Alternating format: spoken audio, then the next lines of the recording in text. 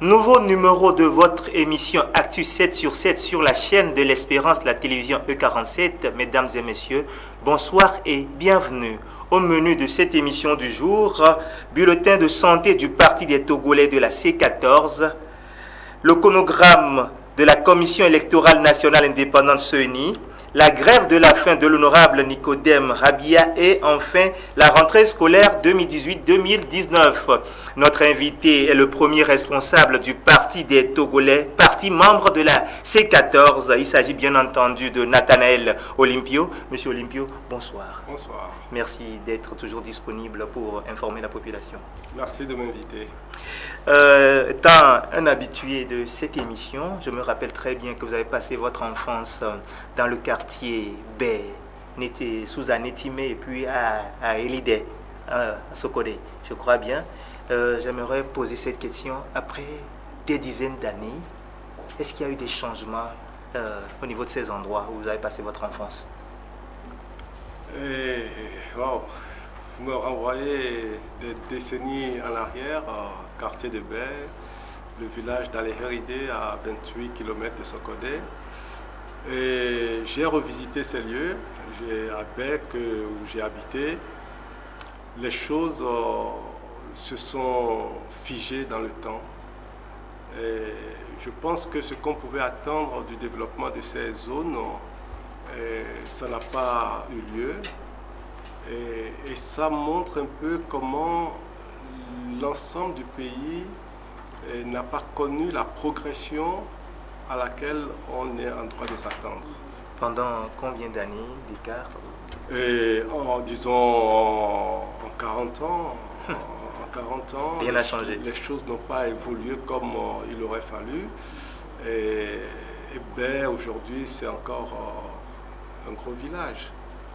Et quand vous regardez l'intérieur des quartiers, vous n'avez pas l'impression d'être dans une capitale.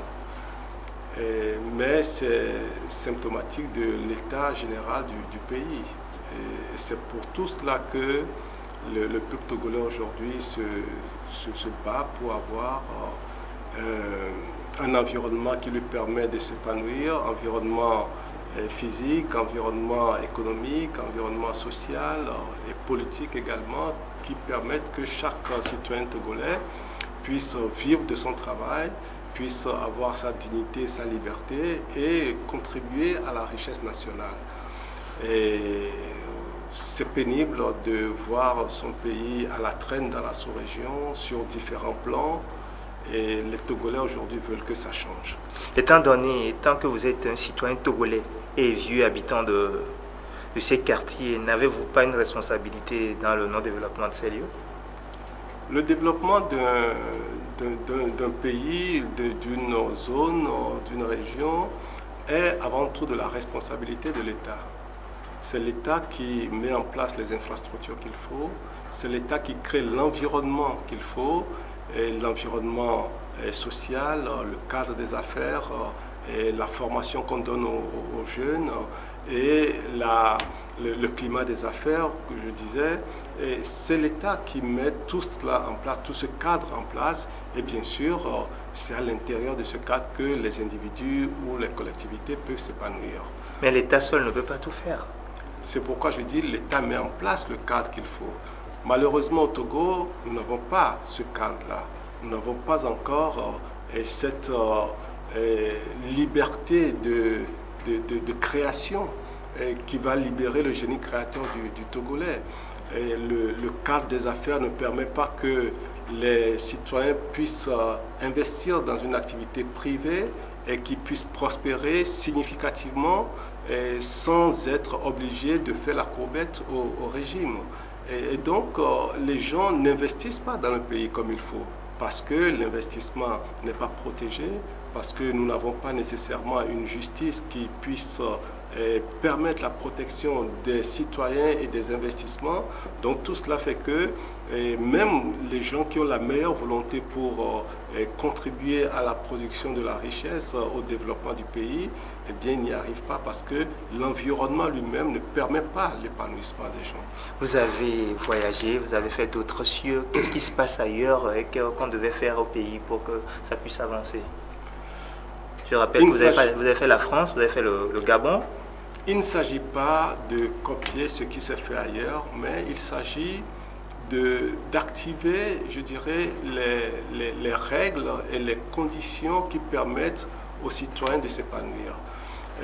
Nous n'allons pas regarder très loin de nous. Si vous voyez le Bénin, si vous voyez le Ghana, qui sont deux pays limitrophes, le Burkina qui est au-dessus, et tous ces pays ont traversé les périodes de régime autoritaire et aujourd'hui connaissent quand même des expériences de démocratie avec une alternance à la tête des pays, avec des citoyens dont le vote est respecté. Et donc le citoyen togolais doit acquérir plus de liberté et son avis doit avoir beaucoup plus d'importance, c'est-à-dire que le bulletin de vote que le citoyen togolais dépose dans l'urne, il faut qu'il ait tout son poids. Malheureusement, nous avons un environnement politique qui est figé et qui est complètement statique et les dirigeants, malheureusement, ne font pas preuve d'ouverture pour que la politique soit décrispée et que les Togolais puissent s'exprimer librement et leur volonté de choisir leurs représentants. Et c'est tout cela qui va créer un climat de confiance où les individualités peuvent s'exprimer, où le génie créateur du Togolais peut se développer, et c'est tout cela qui manque au Togo aujourd'hui. Donc si on donne un coup de bâton magique au niveau de la politique, le Togo va connaître son épanouissement? Il n'y a pas de coup de baguette magique à donner. Il s'agit simplement de faire en sorte que le Togolais se sente libre et se sent respecté. Le Togolais se sente mis en valeur. Si chaque citoyen sait que à l'endroit où il est, le travail qu'il fait, il est considéré à sa juste valeur et que au moment où il est appelé à exprimer son vote dans une urne, son vote sera respecté, ne sera pas manipulé, il ne sera pas finalement un objet qui participe à une mascarade électorale qui bafoue son droit, qui bafoue sa voix. Non, il faut simplement que les dirigeants du pays créent le cadre qui revalorise un peu le citoyen togolais. Aujourd'hui, le citoyen togolais n'est pas valorisé et c'est ça l'objet de toutes les contestations que nous voyons aujourd'hui dans le pays. Vous êtes ingénieur des systèmes d'information. Qu'est-ce qu'on peut entendre à travers cette formation professionnelle? Alors, disons, c'est les nouvelles technologies, c'est l'informatique, c'est tout ce que nous voyons aujourd'hui, c'est l'économie numérique, voilà. Et bon, par rapport à votre profession, vous êtes bien placé, mieux placé pour nous parler de la fiabilité et de l'importance de l'enregistrement biométrique des électeurs. Et bien sûr, ce qui va débuter en début octobre. Alors, ce que nous demandons aujourd'hui, c'est de pouvoir disposer d'un fichier électoral fiable. C'est-à-dire un fichier électoral qui comporte l'ensemble des individus togolais en droit de voter et qui sont régulièrement enregistrés. Et par rapport, je ne vous coupe pas la parole, par rapport à ce qui se faisait dans le temps où on avait des cartons, où il y a la photo, il n'y a même pas la photo, et ce qu'on utilise maintenant, les cartes biométriques, quelle est la différence? Alors, la différence, elle est importante. Vous parlez de cartes manuelles, vous parlez de cartes électroniques, de cartes informatisées, mais je veux revenir sur la notion de carte biométrique. C'est vrai que ce qui est en cours aujourd'hui au Togo, ça peut s'appeler carte biométrique. Mais c'est une carte biométrique basique, c'est-à-dire les éléments biométriques qui sont pris en compte pour sécuriser la carte sont des éléments basiques. Ce que nous demandons aujourd'hui, et qui permet de renforcer la sécurité du vote et la sécurité de la carte d'électeur, c'est de mettre en place un système biométrique intégral. Le système biométrique intégral, c'est un système qui va prendre en compte tous les paramètres d'un individu, les empreintes, l'empreinte digitale, des 10 doigts, la photo. Il y a différents facteurs, différents éléments biométriques qui peuvent être intégrés dans la carte pour la sécuriser davantage. Aujourd'hui, ce qui est fait, on prend les deux empreintes, l'empreinte de 2 doigts et on prend une photo et c'est à peu près tout. Et ça, ce n'est pas suffisant pour sécuriser cette carte. C'est pour ça qu'on la veut intégrale. Il y a d'autres pays de la sous-région qui l'ont expérimenté.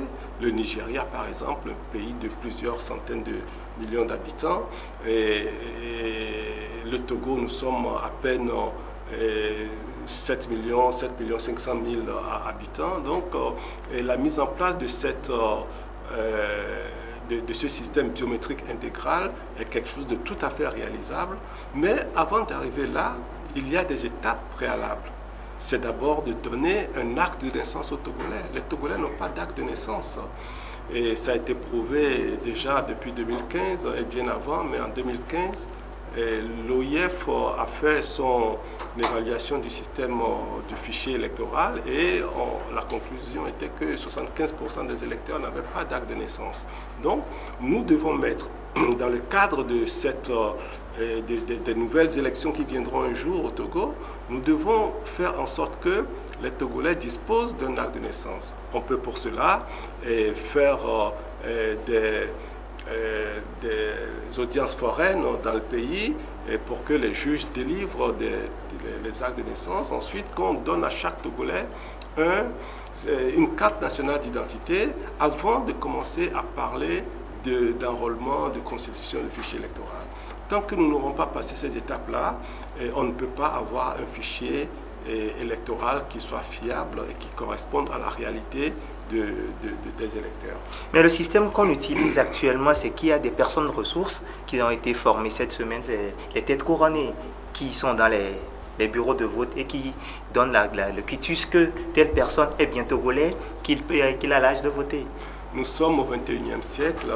Il y a bien d'autres manières d'identifier un individu que le témoignage de 2 ou 3 personnes que l'on peut choisir.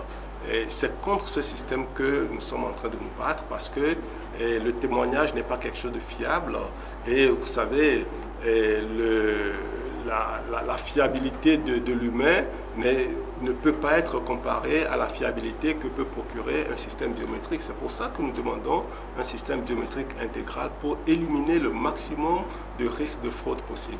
Et comment, entre-temps, lorsque vous avez fait votre apparition sur la scène politique, vous avez émis le vœu qu'on puisse vous laisser purger un peu le fichier? Aujourd'hui, il n'est même plus question d'aller faire l'audit de l'existant.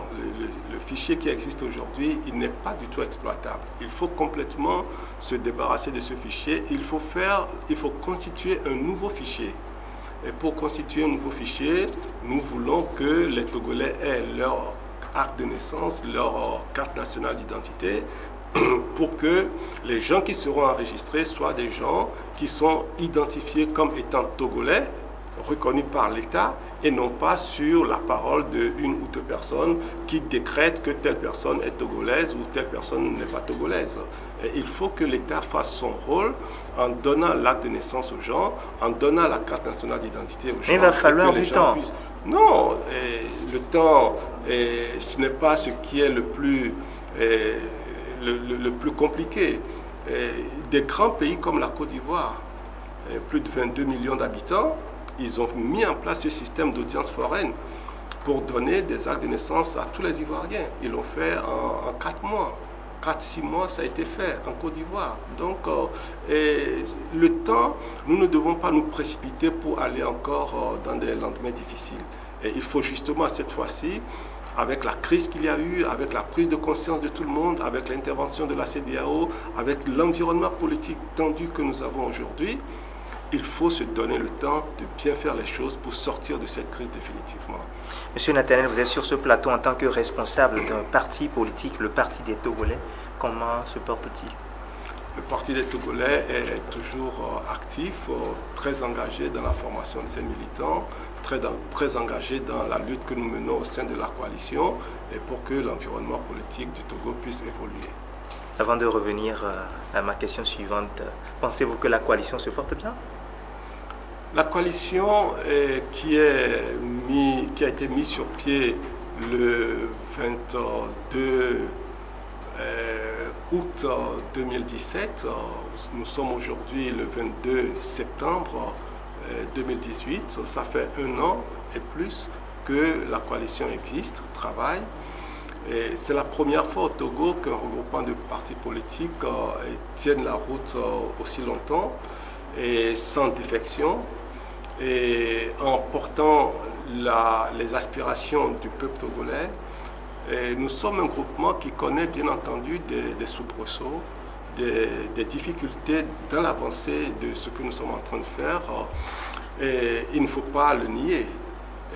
Mais ce qui est important, je pense que la responsabilité que nous avons en tant que coalition, en tant que parti politique engagé à défendre les intérêts du peuple, ce qui est important, c'est que cette coalition-là puisse se ressaisir et puisse remettre au centre des préoccupations et ce que le peuple attend, puisse être en mesure de surpasser les individualités et pour que l'attente des citoyens togolais puisse avoir une réponse dans la lutte que nous sommes en train de mener. Donc, voulez-vous dire qu'il y a l'intérêt personnel qui prime sur l'intérêt du groupe au sein de la coalition? Je suis en train de dire que, comme nous l'avons fait depuis le début, et avec la posture de l'intérêt général qui nous a mis ensemble. S'il n'y avait pas eu l'intérêt général, on ne se serait jamais mis ensemble. C'est l'intérêt général qui nous a mis ensemble. Donc, il s'agit de nous rappeler à nous-mêmes cet intérêt général-là et de le marteler pour que nous l'ayons toujours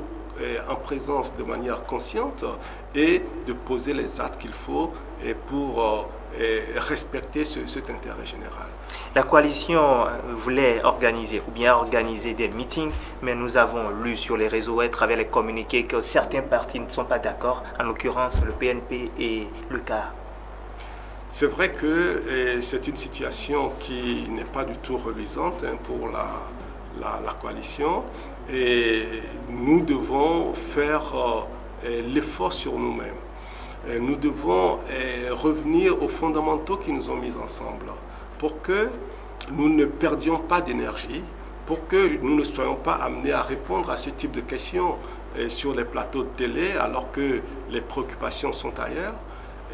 C'est pour cela que chaque membre de la coalition, chaque parti politique de la coalition doit en ce moment précis revenir à ce qui nous a mis ensemble pour que je dirais les positions qui fragilisent la coalition aux yeux des observateurs, eh bien, que ces conditions-là ne puissent plus exister. Mais je peux affirmer que les partis que vous venez de citer, malgré leurs positions qui ont aujourd'hui été rendues publiques, affirment et continuent d'affirmer leur présence au sein de la coalition. Il y a donc cette divergence sur ce point précis, mais fondamentalement, les gens disent qu'ils sont dans la coalition. Donc, nous verrons dans les jours qui viennent comment nous allons reprendre tout cela. Et c'est une lutte que nous menons, ce n'est pas un long fleuve tranquille. L'essentiel, c'est que nous soyons capables de dépasser les divergences que nous pouvons rencontrer, que nous soyons capables de retrouver notre axe directeur qui est la défense de l'intérêt du peuple. Il faut que la coalition, dans son organisation, dans son fonctionnement, puisse ramener les choses sur le droit chemin. Comment se prennent les décisions dans la coalition, puisque vous êtes au moins 14 têtes de partis qui se rassemblent pour parler d'une seule voix?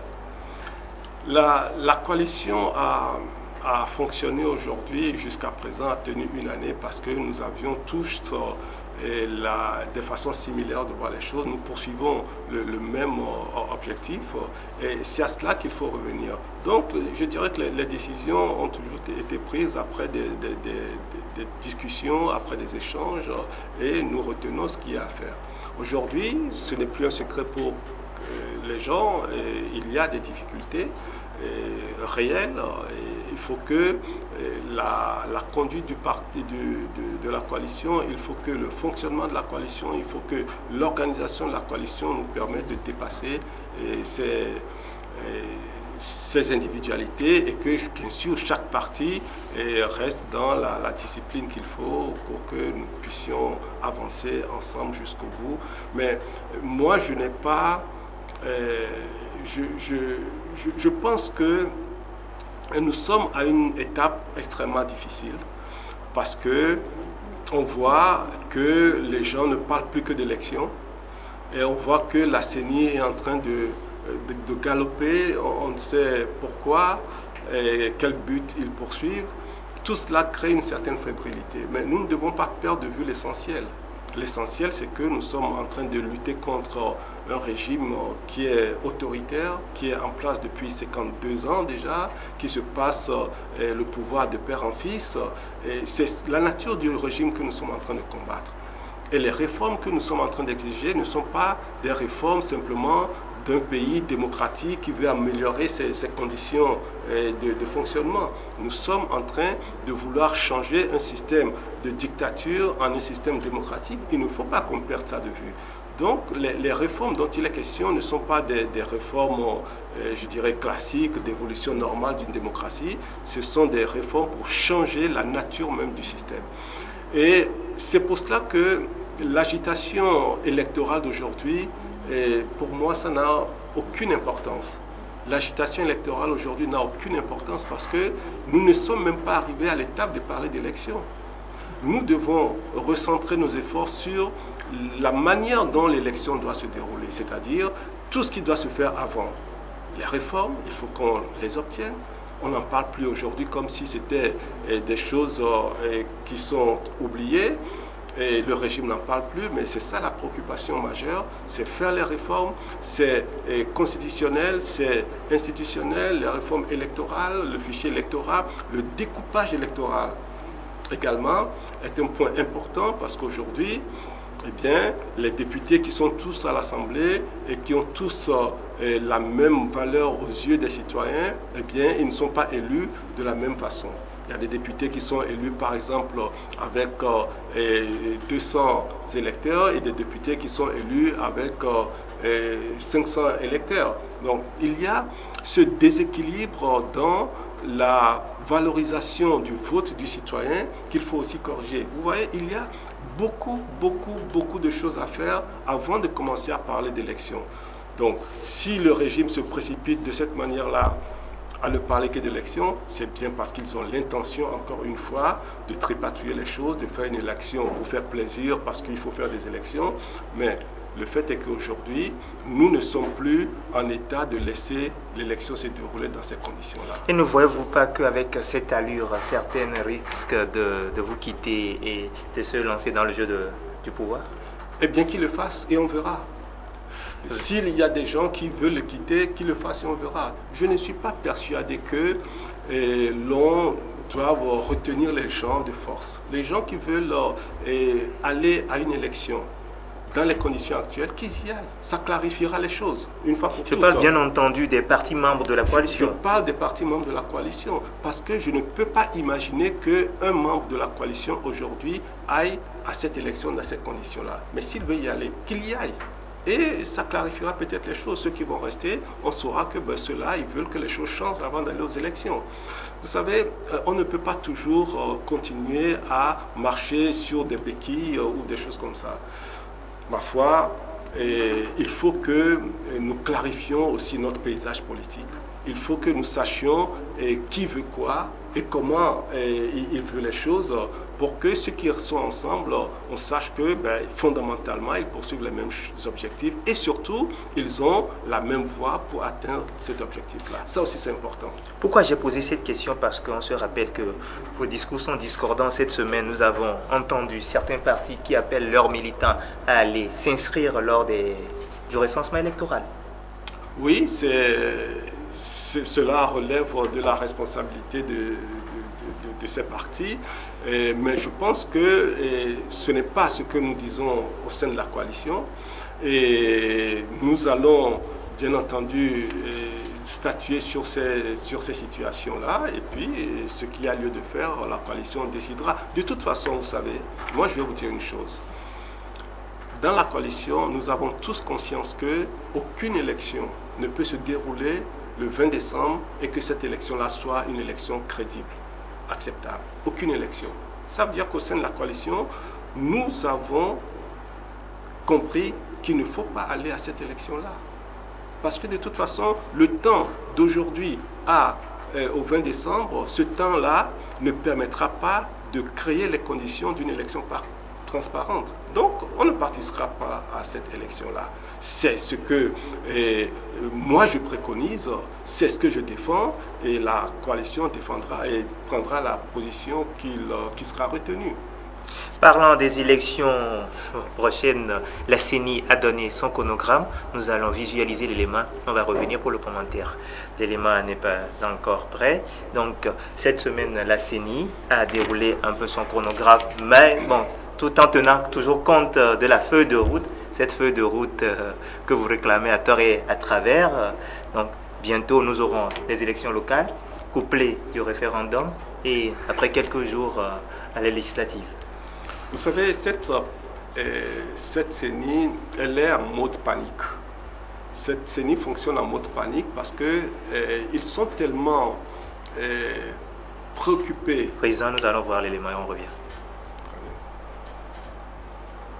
Le Togo connaîtra bel et bien les élections locales cette année. Entre-temps murmuré, l'information a été rendue publique ce lundi par le professeur Kodjona Katanga, président de l'institution en charge de l'organisation et de la supervision des élections, au cours de son échange avec les représentants des partis politiques siégeant au sein de la Commission électorale nationale indépendante. Selon le président de la CENI, le référendum et les élections locales seront couplés et auront lieu le 16 décembre, soit quelques jours avant les élections législatives prévues pour le 20 décembre prochain. Il sera effectué dans le cadre de ces échéances un recensement intégral de la population du 1er au 8 et du 17 au 24 octobre. Le 16 décembre, élections locales couplées du référendum. Le 20 décembre, les élections législatives. Un chronogramme bien lourd pour la CENI. Oui, un chronogramme explosif pour le Togo parce que cette CENI, je le disais, fonctionne en mode panique. Et ce qu'ils produisent, d'ailleurs, leur chronogramme est complètement incohérent parce qu'ils ne respectent pas d'ailleurs la loi. Et on veut que des candidats puissent déposer leur dossier de candidature avant même que le fichier électoral ne soit constitué. Alors que pour être candidat, il faut d'abord être électeur. C'est-à-dire qu'on doit d'abord avoir un fichier électoral avant de demander aux gens de venir déposer la candidature. Bon. Mais ce n'est pas ça l'essentiel. L'essentiel, c'est que nous avons un pouvoir qui instrumentalise une institution du pays, comme ils en ont l'habitude, pour mettre en place tous leurs mécanismes de fraude que nous connaissons. Mais moi, je ne veux pas m'attarder sur le débat de ce chronogramme parce que ça n'a aucun sens pour moi et ça n'a absolument aucune valeur. Ce qui me préoccupe aujourd'hui, c'est la manière dont la coalition va travailler avec la société civile et la diaspora pour obtenir les réformes, pour que nous ayons le moment venu, après une transition digne de ce nom, que nous puissions avoir une élection propre, peut-être la première élection propre au Togo depuis l'indépendance. C'est cela qui est la préoccupation. Vous attendez les facilitateurs, mais après la première réunion de la commission de suivi, on voit que libre quitus s'est donné au gouvernement d'organiser les élections. Je ne lis pas les choses comme ça, mais en tout état de cause. Et quand vous lisez la feuille de route, il est clairement exprimé que les choses doivent se faire à la CENI de manière consensuelle. Est-ce le cas aujourd'hui? Non. Ça veut dire que ce qui est fait unilatéralement par cette institution-là, eh bien, ça ne correspond pas aux recommandations de la feuille de route. Donc, c'est nul et non avenu. Ensuite, vous devez savoir que si le comité de suivi qui est là aujourd'hui, ce dimanche, à Lomé, si le comité de suivi n'arrive pas à se prononcer clairement sur l'arrêt unilatéral du processus unilatéral de la CENI, s'il n'arrive pas à se prononcer clairement, je ne vois plus l'intérêt du dialogue dans lequel nous sommes. Si la feuille de route est dictée par la CEDEAO, n'est pas respectée par le régime, et la CEDEAO n'est pas capable de dire au régime « vous ne respectez pas la feuille de route », en ce moment-là, je ne sais pas à quoi nous sert ce dialogue-là. Mais cela a été étonnant. La dernière fois, Maître Aboibo attendait que la coalition déserte la salle, mais vous avez tenu jusqu'au bout, ce qui a donné sa frustration à la fin de la première réunion. Je pense que la première réunion du comité de suivi était une réunion d'observation où on a vu un peu la manière dont cette commission fonctionne. Eh bien, aujourd'hui, dimanche, c'est la seconde rencontre. Mais si, au bout de la seconde rencontre, il n'y a pas une décision véritable qui va dans le sens de ce que le peuple togolais attend, moi, je dirais que le dialogue n'apporte rien, donc il faut suspendre ce dialogue-là pour qu'on revienne à des fondamentaux et qu'on voit comment les choses peuvent évoluer. On ne peut pas attendre éternellement que la CEDEAO fasse ce qu'elle doit faire et que finalement le peuple togolais soit toujours dans l'attente perpétuelle et à un moment donné il faut que nous reprenions nos responsabilités et que nous fassions pression. La pression de toute façon est indispensable parce que quand on voit la manière dont le régime fonctionne, il faut qu'on exerce des pressions sur ce régime, sinon on n'obtiendra absolument rien. Et par rapport à la pression, aujourd'hui nous voyons qu'il y a certains qui ne sont pas pour les meetings. Est-ce qu'ils veulent les manifestations de rue? Qu'est-ce qui vous oppose aujourd'hui dans la coalition où certains se disent qu'ils ne se voient pas dans les meetings? Oui, nous sommes, comme je le disais tout à l'heure, dans une phase délicate où on doit recentrer un peu les choses. Et après une année d'existence, peut-être qu'il faut réajuster le modèle fonctionnel, peut-être qu'il faut réajuster la manière dont nous coordonnons les choses, peut-être qu'il faut réajuster la manière dont nous prenons les décisions. Et tout cela, ça fait partie du cocktail de travail que nous avons à faire pour rendre encore plus efficace notre lutte. Ce qui est certain, c'est que les populations nous attendent, nous regardent et ne peuvent pas accepter que cette coalition-là ne produise pas un résultat positif. Le peuple ne peut pas accepter que la coalition ne produise pas un résultat positif, sinon ça va être extrêmement grave pour le pays.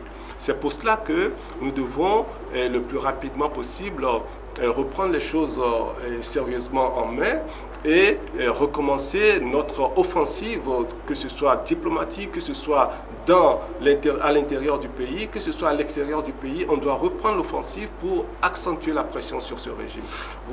On le voit aujourd'hui que ce régime a l'impression qu'ils peuvent tout se permettre. Ce n'était pas le cas il y a encore quelques mois. Donc, pourquoi nous sommes passés d'une situation d'il y a quelques mois à aujourd'hui où le régime se sent beaucoup plus à l'aise? Ça veut dire que quelque part, nous avons perdu des plumes en chemin. Eh bien, il faut qu'on reprenne du poil de la bête. Il faut qu'on reprenne notre vigueur. Il faut qu'on reprenne notre force et il faut qu'on se batte.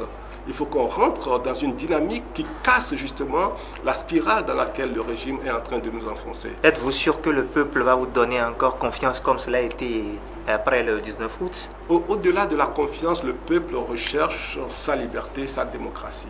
Et la coalition s'est présentée au peuple comme l'instrument du peuple pour obtenir justement sa liberté et sa démocratie. Et nous devons regagner encore cette même position. S'il y a aujourd'hui quelques éléments d'affaiblissement, il faut prendre conscience du risque que nous sommes en train de courir, le risque que la coalition est en train de courir. Il faut qu'on prenne conscience de ça pour qu'on pose les actes de fermeté et d'engagement qu'il faut et de rigueur dans le travail que nous faisons, de rigueur dans nos positions, de cohérence dans nos positions pour que le peuple retrouve en nous la vigueur que nous avions il y a quelques mois. C'est à ce titre-là que nous serons encore capables d'impacter l'orientation de la lutte. Aujourd'hui, eh bien, nous sommes dans une position très inconfortable. Très inconfortable vraiment parce que ces jours-ci, l'un de vos camarades de lutte, Nicodème Yorabi, a opté pour un autre moyen de lutte, c'est la grève de la faim. Oui, Nicodème c'est un président de parti courageux, un homme avant tout courageux qui a une conviction forte dans ce qu'il fait et qui exprime aujourd'hui à travers sa grève de la faim, je l'ai vu mercredi, je l'ai vu hier, je vais le voir encore aujourd'hui, il exprime un peu le désarroi du peuple togolais. Et parce que son acte est chargé de beaucoup de symboles. Et le symbole de se sacrifier lui-même, le symbole d'aller devant l'ambassade du Ghana, facilitateur, pays de facilitation, l'engagement de cesser de s'alimenter, de se priver, tout cela sont des messages qu'il adresse à tout le monde. D'abord à la population, au régime et à la coalition. Est-ce que ça va porter des fruits? Si M. Rabia décide d'aller faire aujourd'hui grève de la faim, c'est bien parce qu'il estime que quelque part, ce que nous sommes en train de faire est insuffisant. Et c'est insuffisant, effectivement. Nous devons être beaucoup plus vigoureux dans ce que nous faisons. Nous devons être encore beaucoup plus actifs dans ce que nous faisons, beaucoup plus incisifs. Ça nous manque. Et moi, je salue son courage. Est-ce que ça portera des fruits? C'est une contribution. Ce n'est pas la grève de la faim seule qui va changer le pouvoir. Non, il en est conscient. Mais il veut marquer par cet acte-là sa détermination et, comme je disais, le désarroi du peuple togolais qui aujourd'hui est dans une situation de grande perplexité. Il faut que la coalition, il faut que les forces de la société civile, il faut que la diaspora, il faut qu'on reprenne le leadership, il faut qu'on reprenne la dynamique qu'on avait enclenchée pour que l'on ne donne pas l'impression que les choses sont en train de partir en morceaux. Et ce serait extrêmement grave. Pourquoi je pose cette question? Parce que sous d'autres cieux, cela aurait porté des fruits, mais dans notre culture, quelqu'un qui se donne, qui se prive de nourriture, on s'emballe les couilles. Je ne pense pas. Bon, on se dit, bah, ça n'engage que lui. Non, ça n'engage pas que lui. Il s'est engagé pour tout le peuple. Et vous allez voir, si vous faites un tour là-bas, il y a des citoyens ordinaires qui vont le soutenir parce qu'ils considèrent que l'acte qu'il pose est un acte valeureux.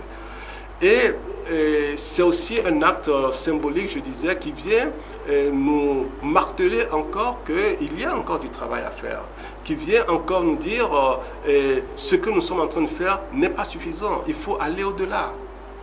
Et là, je pense qu'il faut l'encourager et nous, à la coalition, nous devons aussi interpréter l'acte de Nicodème comme un appel à être beaucoup plus efficace, un appel à être beaucoup plus efficient dans ce que nous sommes en train de faire. Et l'adversaire que vous avez en face, le régime, pensez-vous qu'il serait sensible?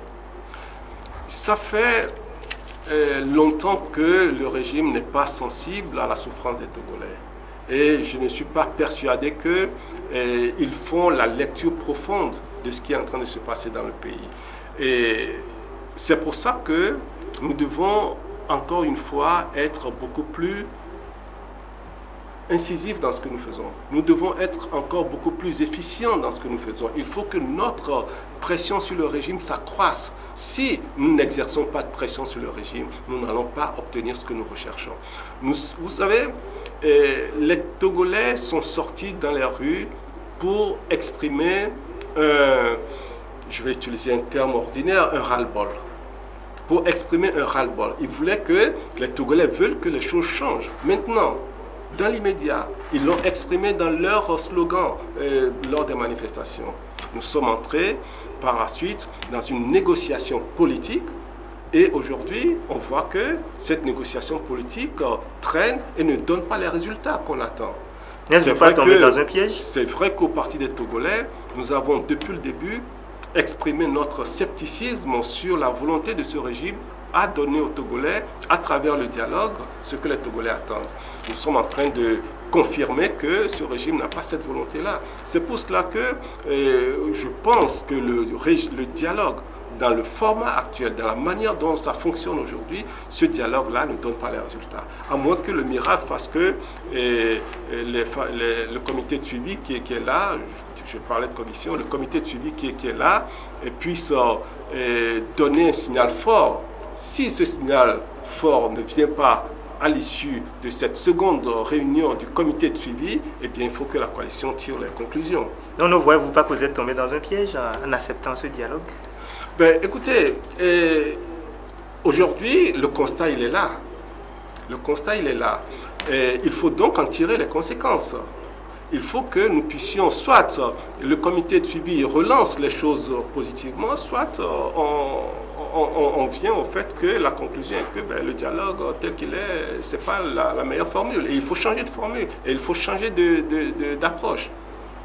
Nicodème Rabia exige également la libération. Bon, il se prive de nourriture pour qu'on puisse arrêter le processus électoral. Ensuite, il exige aussi la libération des détenus politiques et de certains membres de la société civile arrêtés dans le cadre des manifestations contre le pouvoir. En ce jour, où en êtes-vous par rapport aux détenus?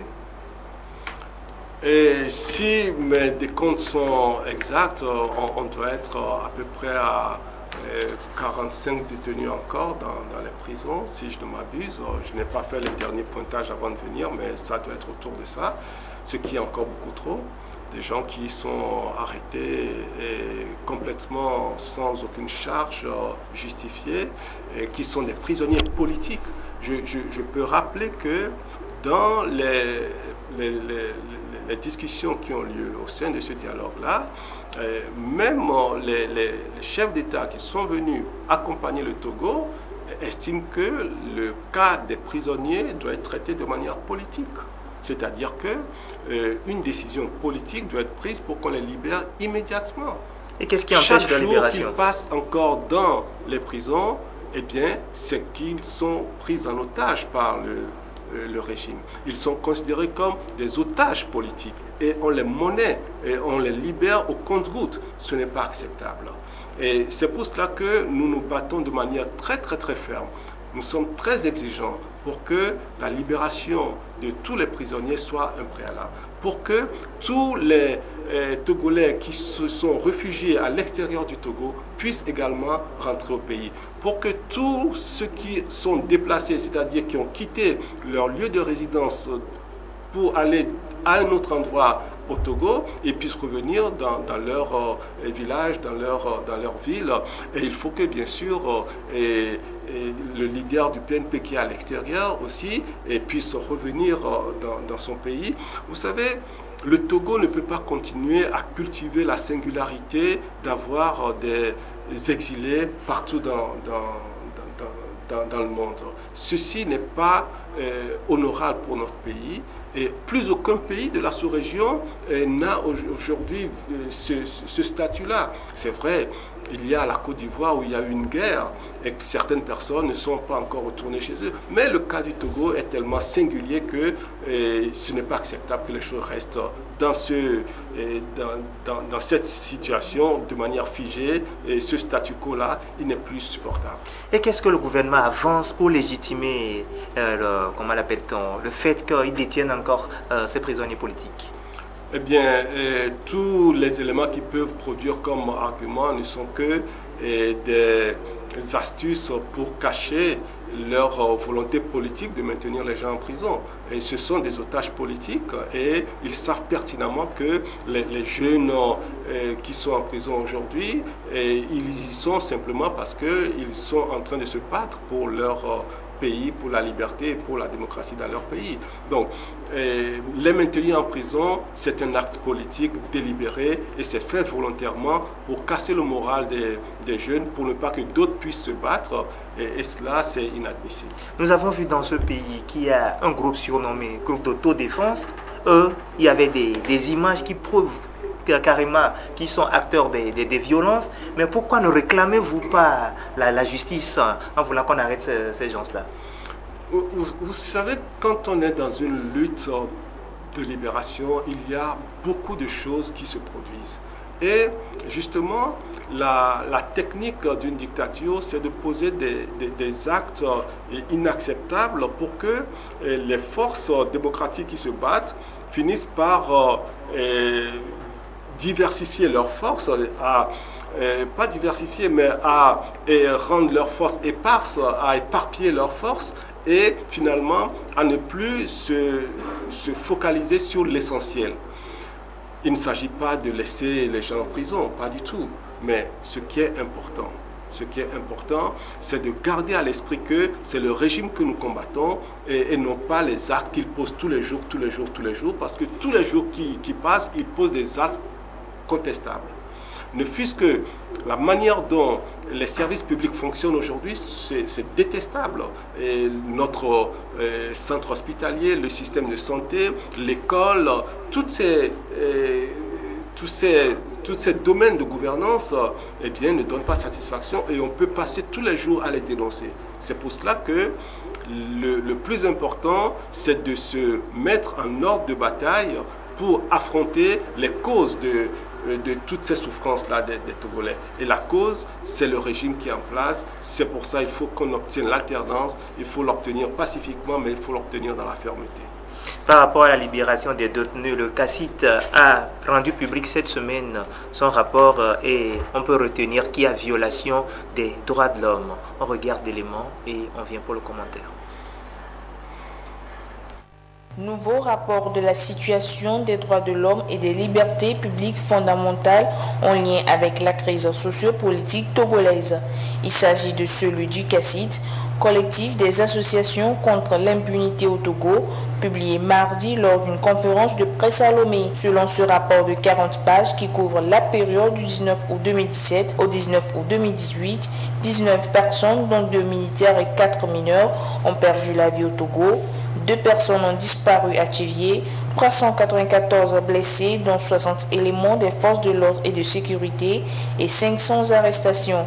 Face à ces atteintes aux droits de l'homme, le CACIT recommande au gouvernement de mener dans des meilleurs délais des enquêtes indépendantes pour identifier les acteurs des violences commises lors des manifestations et aux partis politiques de s'engager résolument dans la recherche d'une solution à la crise. Selon Spero Maoulé, président du CACIT, ce rapport est un instrument de témoignage, d'information et d'analyse sur les différentes violations enregistrées durant la dite période. Il est à rappeler que ce rapport a été rendu public en présence des représentants du secrétariat d'État chargé des droits de l'homme et de la Commission nationale des droits de l'homme CNDH et vient après la publication des rapports du REJAD et de la LTDH. Le rapport exprime des violations des droits de l'homme de part et d'autre et la responsabilité est partagée, tant du côté du gouvernement que de l'opposition. Je pense que c'est un équilibrisme qui ne se justifie pas du tout. Il y a une force publique qui fait un usage excessif de la force dans le maintien de l'ordre qui dépasse largement le cadre du maintien de l'ordre puisqu'on utilise des forces de défense pour intervenir dans des situations intérieures, ce qui n'est pas acceptable. Et nous ne sommes pas dans une situation de risque national ou de terrorisme où on puisse justifier la présence de forces de défense à l'intérieur de nos villes. Des villes sont prises en état de siège sans aucune raison. Et la brutalité de l'État est une évidence. L'utilisation des milices par le régime est une évidence. Et le terrorisme d'État, je l'appelle comme ça, le terrorisme d'État, c'est-à-dire le fait d'aller dans les quartiers pour terroriser les populations, pour maltraiter les gens et les traumatiser, eh bien, ça, c'est une responsabilité de l'État et il faudra que l'État réponde de cette responsabilité-là et porte le traitement qu'il faut, la justice qu'il faut à ces personnes qui ont été malmenées, bafouées dans leurs droits sans aucune raison. On ne peut pas mettre dos à dos ce régime qui se comporte comme ça et les manifestants qui, parfois dans un excès de colère, expriment de manière agitée leur mécontentement. Est-ce à dire que ce rapport n'engage que le gouvernement? L'opposition n'a rien à cirer là-dedans comme responsabilité? Je crois qu'il faut mettre toutes choses en perspective. On ne peut pas mettre sur le même pied d'égalité un régime qui laisse les forces de défense utiliser des moyens qui produisent, enfin ils utilisent des moyens avec des armes létales, ils tirent sur les gens meurent, et on fait un usage excessif du gaz, on fait une intervention très musclée dans les quartiers. On ne peut pas mettre ça dans la même balance que le manifestant qui est en colère et qui s'exprime de manière très vigoureuse. Ce ne sont pas des choses comparables. Mais ils disent que les manifestants débordent et ils font des actes qui sont contre la citoyenneté. Mais quand il y a des manifestations, le rôle des forces de sécurité, c'est d'encadrer. Et nous avons fait énormément de manifestations dans ce pays sans qu'il y ait des débordements comme vous le dites. Et à chaque fois qu'il y a des débordements, c'est quand justement la répression des forces de sécurité et de défense sont telles que les populations sont exacerbées.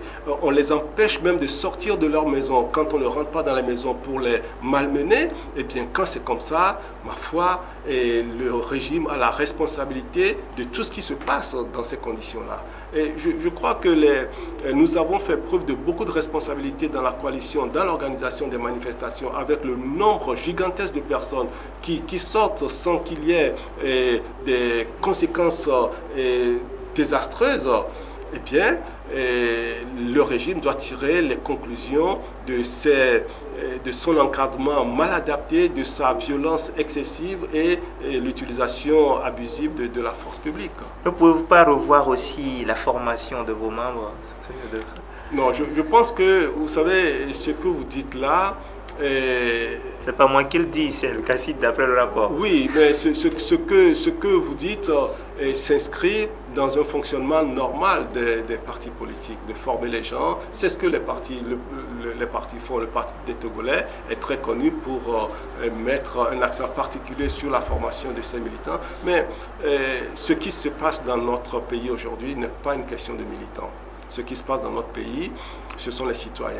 Et la grande majorité des gens qui sont dans la rue ne sont pas des militants actifs de partis politiques, mais ce sont des citoyens qui veulent exprimer leur mécontentement de ce qui se passe dans le pays et qui veulent se battre pour avoir un environnement beaucoup plus propice à leur développement, à leur épanouissement.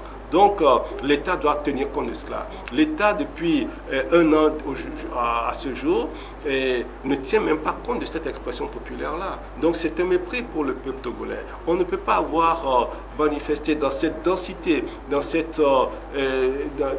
avec ce nombre de personnes qui sont sorties et que l'État n'accorde même pas un début de satisfaction au peuple. Qu'est-ce que cela veut dire? Mais l'État pense que le peuple dont vous parlez est partagé parce que quand la coalition met les gens dans la rue, le gouvernement aussi met le peuple aussi dans la rue, donc vous n'avez pas le monopole de la rue.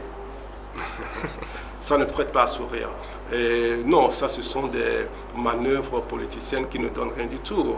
Ils ont essayé de le faire, mais c'est vrai que ça n'a pas pris. Et les gens qui manifestent aujourd'hui, très largement, ce sont ceux qui veulent que les choses changent dans ce pays. S'ils avaient une majorité qui leur permettait de gouverner tranquillement, ils nous feraient des élections propres. Et tout cela, tout ce que nous sommes en train de voir dans le pays ne se produirait pas. Mais c'est parce qu'ils sont dans une situation indéfendable qu'ils font usage de la force pour étouffer justement leur faiblesse. Dernier sujet, c'est la reprise des cours par les élèves du Togo le 24 septembre prochain. Les parents pensent qu'on doit faire un report de cette rentrée.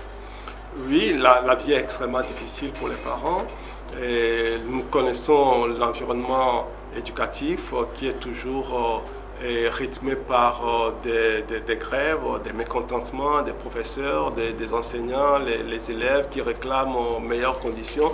Et il faut que l'État togolais puisse répondre aux attentes des citoyens togolais. Il y a tellement de frustration sociale dans ce pays, il y a tellement de frustration politique dans ce pays que quand les deux sont combinés comme c'est le cas aujourd'hui, nous sommes en train de rentrer dans une situation explosive.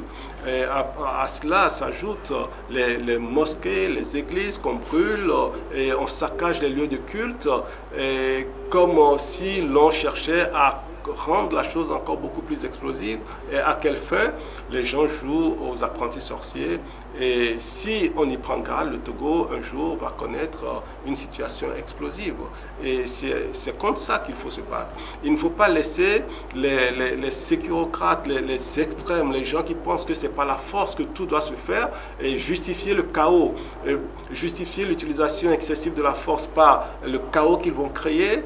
Et tout cela, ça fait preuve d'une grande irresponsabilité. Et nous devons tous nous battre pour que cette situation ne puisse pas se produire. Un mot sur le programme togolais, les contenus des cours, qu'en pensez-vous?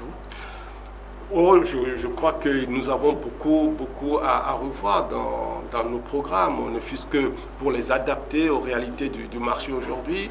Et le grand nombre de chômeurs que nous avons, et que nous produisons chaque année, les gens qui sortent des universités et qui n'ont pas d'activité, parce que la formation n'est pas adaptée aux besoins du marché, parce que le marché lui-même n'offre pas beaucoup d'emplois pour les jeunes.